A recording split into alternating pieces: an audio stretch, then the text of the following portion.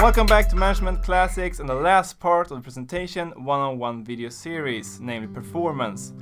This part will also be divided into 2 episodes, the first one covering speaking and planning, while the second one is more about confidence on stage and visualization.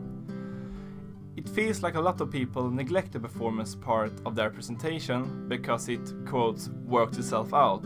But according to me, this is the most important part to put in work on. It's easy to get carried away when preparing the visualization and content part because you want it to be perfect, which simply leaves no time for the performance part. One of the reasons for this could be the rather classic student syndrome that I now will try to illustrate here. So, say that you have 10 days to prepare for a presentation. It feels like eternity in the beginning, so you take your time with writing the script. After 4 days, you feel kind of done with the script, but most of all bored, so you start with the visual aid.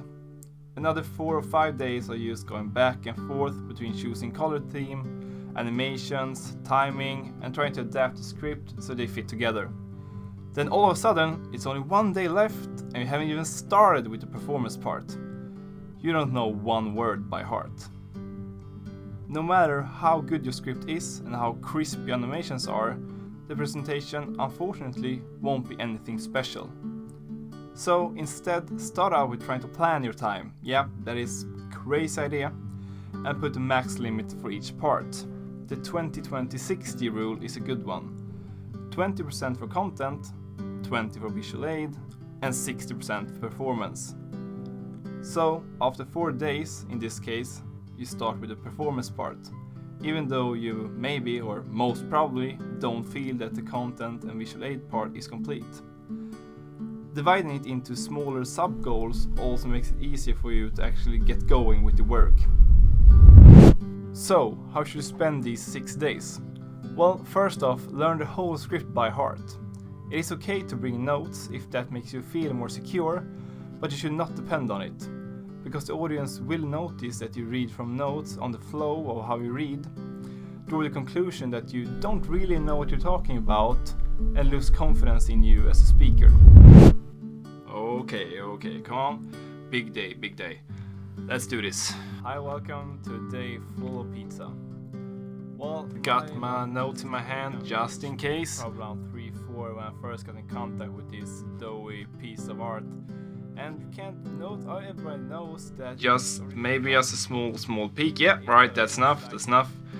Nothing happened, let's just continue doing this.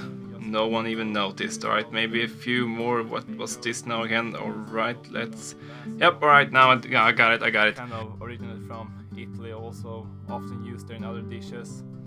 And it's... alright, what was that strange word, or now I'm totally stuck here. Mostly it should be stone baked, that's the best one, but modern is more about electric ovens and well, I can't. Try to save it with a smile.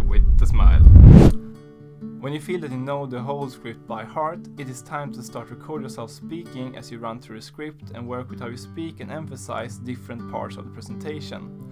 Be critical when listening to it and make sure that you articulate and speak in a good pace. Because there is no meaning with speaking in front of people if no one can hear what you have to say.